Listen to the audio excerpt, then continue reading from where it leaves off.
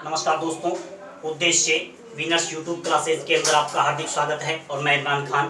पिछले पार्ट के अंदर हमने स्टार्ट किया था महाराणा प्रताप और अब हम महाराणा प्रताप को आगे बढ़ाते हैं। हमने चर्चा की थी कि महाराणा प्रताप का राज्याभिषेक गोगुंदा के अंदर हुआ था, यानी पहली बार राज्याभिषेक गोगुंदा के अंदर हुआ था। कब हुआ था?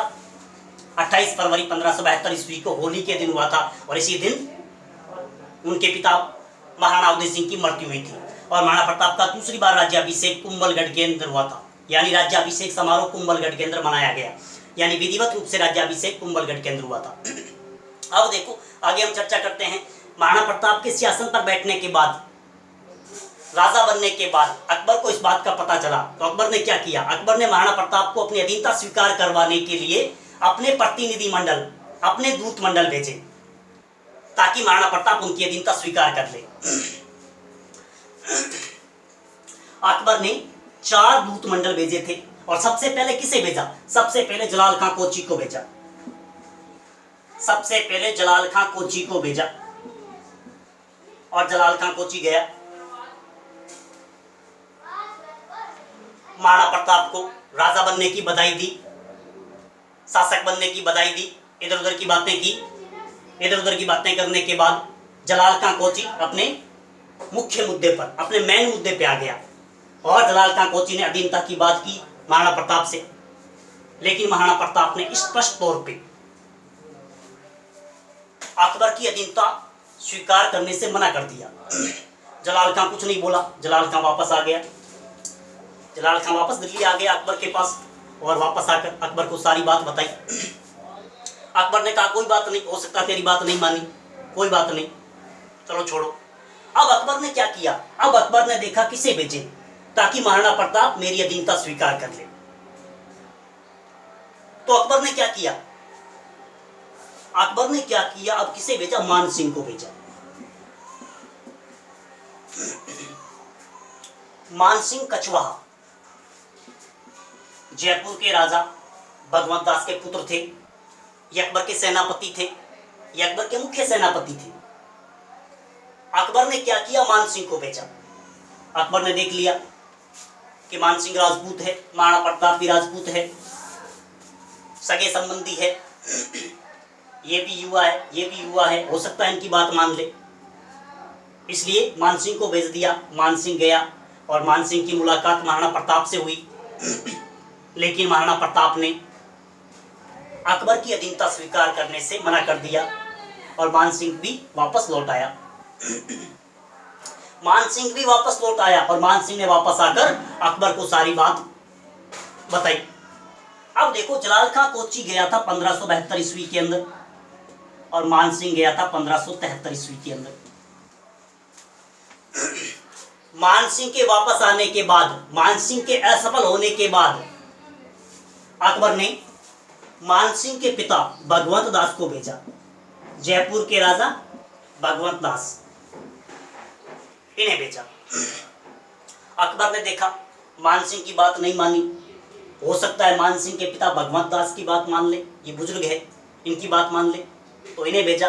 भगवंत दास भी गए, लेकिन महाराणा प्रताप ने अधीनता स्वीकार करने से मना कर दिया और भगवंत दास भी वापस लौट आए। भगवंत दास के आने के बाद मुगल बादशाह अकबर ने क्या किया? टोडरमल को भेजा। टोडरमल, इन्हें भेजा। टोडरमल गए, टोडरमल ने भी अधीनता की बात की, लेकिन महाराणा प्रताप ने वही बात दोहराई और अधीनता स्वीकार करने से मना कर दिया। टोडरमल भी वापस आ गया। अब देखो, ये भी 1573 ईस्वी के अंदर गए थे और ये भी 1573 ईस्वी के अंदर गए थे, यानी चारों वापस आ गए। महाराणा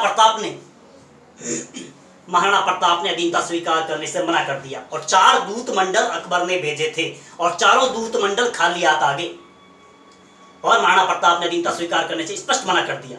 अब देखो, अब क्या हुआ? अब मुगल बादशाह अकबर आग बबूला हो गया, यानी नाराज हो गया। अब अकबर ने देखा ये लातों के बूते बातों से नहीं मानते, अब तो कुछ एक्शन लेना ही पड़ेगा, अब तो कुछ कार्रवाई करनी पड़ेगी। अब अकबर ने क्या योजना बनाई? अब अकबर ने क्या योजना बनाई? अटैक। आक्रमण करने की योजना बनाई। अकबर ने देख लिया अब तो आक्रमण करना ही पड़ेगा, अब तो आक्रमण करना ही पड़ेगा। अकबर ने अब क्या किया, आक्रमण करने की योजना बनाई।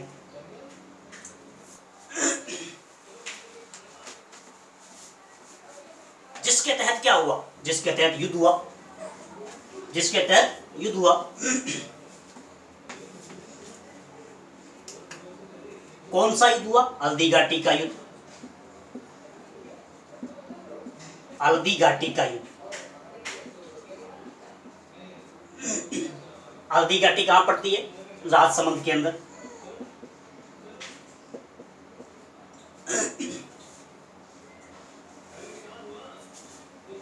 हल्दी घाटी का युद्ध हुआ, हल्दी घाटी राजसमंद के अंदर पड़ती है।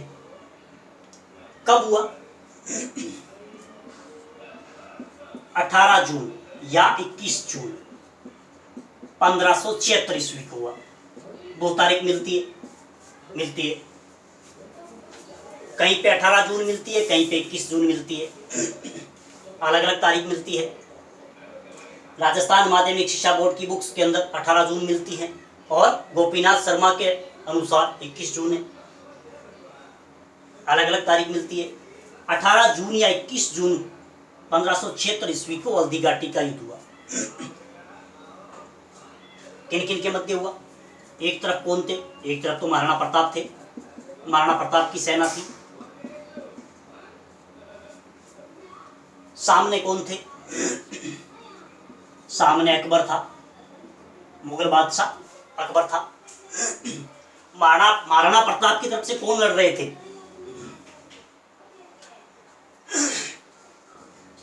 महाराणा प्रताप के सेनापति थे हाकिम खां सूर, हाकिम खां सूर।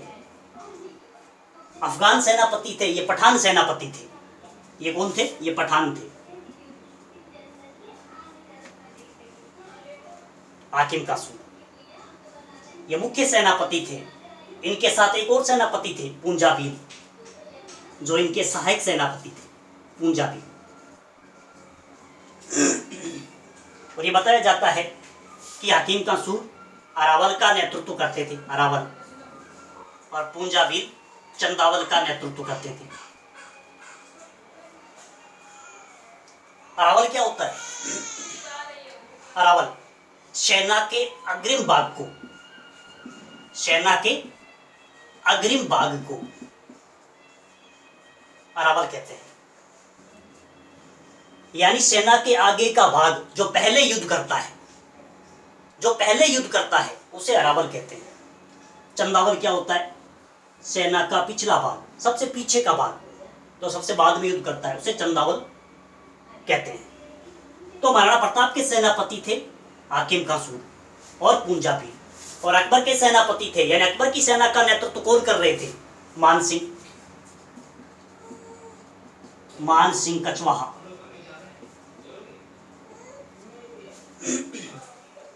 इनके साथ में और कौन थे, आसिफ खां, इनके साथ में आसिफ खां थे।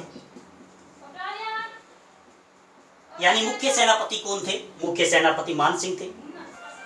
इनके साथ में कौन थे, आसिफ खां, ये अकबर की सेना का नेतृत्व कर रहे थे। और हल्दी घाटी नामक स्थान पर यह युद्ध शुरू हुआ। इस युद्ध के अंदर क्या हुआ, महाराणा प्रताप की सेना बड़ी वीरता के साथ अकबर की सेना का मुकाबला किया। महाराणा प्रताप की सेना ने बड़ी वीरता के साथ अकबर की सेना का मुकाबला किया, और हालात ये बन गए कि अकबर की सेना पिछड़ने लगी।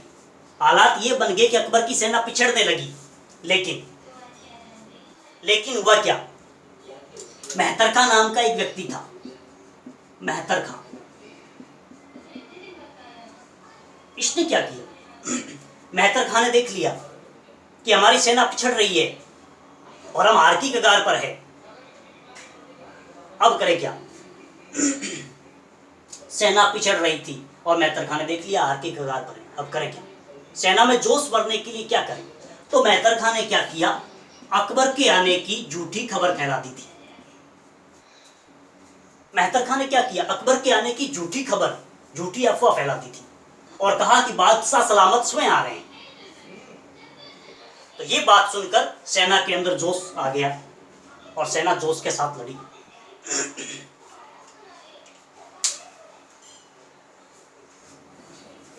और क्या हुआ इस युद्ध के अंदर? और इस युद्ध के अंदर क्या हुआ? महाराणा प्रताप का घोड़ा था चेतक, महाराणा प्रताप का घोड़ा था चेतक, ये इस युद्ध के अंदर घायल हो गया था और महाराणा प्रताप भी इस युद्ध के अंदर घायल हो गए थे। जैसे ही महाराणा प्रताप इस युद्ध के अंदर घायल हुए, जैसे ही चेतक घायल हुआ, तो महाराणा प्रताप व चेतक युद्ध स्थल से बाहर चले गए। युद्ध स्थल से बाहर चले गए तो जालाबीदा नाम का एक व्यक्ति था, जालाबीदा। इसने क्या किया? इसने महाराणा प्रताप का राजमुकुट धारण करके, इसने क्या किया? इसने महाराणा प्रताप का राजमुकुट धारण करके अकबर की सेना से युद्ध किया। अब देखो इस युद्ध के अंदर क्या हुआ? इस युद्ध के अंदर अकबर की जीत हुई और महाराणा प्रताप की पराजय हुई। लेकिन अकबर जीत गया, लेकिन महाराणा प्रताप को अपनी अधीनता स्वीकार नहीं करवा सका, यानी महाराणा प्रताप को बंदी नहीं बना सका। यानी देखा जाए तो भौतिक रूप से जो जीत थी वो अकबर की हुई और नैतिक रूप से जो जीत थी वो महाराणा प्रताप की हुई।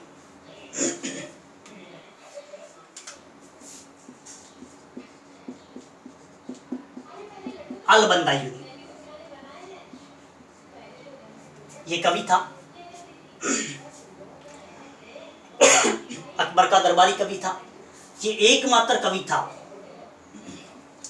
ये एकमात्र कवि था, यानी एकमात्र लेखक था। ये एकमात्र लेखक था जो हल्दी घाटी के युद्ध में प्रत्यक्ष रूप से उपस्थित था, प्रत्यक्ष रूप से उपस्थित था। ये एकमात्र लेखक था जो हल्दी घाटी के युद्ध में प्रत्यक्ष रूप से वहां उपस्थित था। और इसने क्या किया?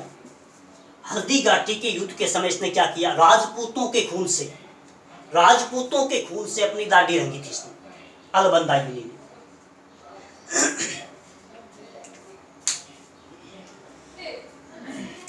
अब देखो युद्ध के बाद क्या हुआ? इस युद्ध के कई नाम दिए गए, अलग अलग नाम दिए गए युद्ध के। इस युद्ध के अलग अलग नाम दिए गए। क्या क्या नाम दिए गए?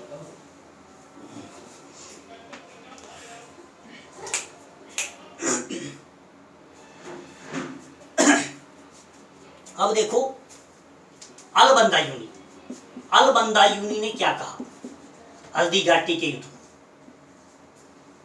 अलबंदायूनी ने क्या कहा हल्दी घाटी के युद्ध को? अलबंदायूनी ने कहा ये तो गोगुंदा का युद्ध है, इसे गोगुंदा का युद्ध कहा। अलबंदायूनी ने इसे गोगुंदा का युद्ध कहा कि ये गोगुंदा का युद्ध है। हालांकि अलबंदायूनी प्रत्यक्ष रूप से वहां उपस्थित था, युद्ध मैदान के अंदर था, वही था, तो इसने इसे गोगुंदा का युद्ध कहा। गोगुंदा के पास लड़ा गया था तो इसे गोगुंदा युद्ध का नाम दे दिया इसने। अकबर का दरबारी कवि था अबुल फजल। इसने क्या कहा? इसने कहा खमनोर का युद्ध है, खमनोर का युद्ध। अबुल फजल ने हल्दी घाटी के युद्ध को खमनोर का युद्ध कहा।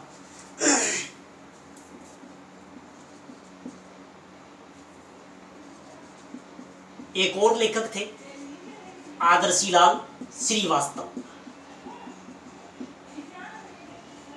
आदर्शीलाल श्रीवास्तव, इन्होंने क्या कहा? इन्होंने कहा ये तो बादशाह बाग का युद्ध है। इन्होंने कहा ये तो बादशाह बाग का युद्ध है।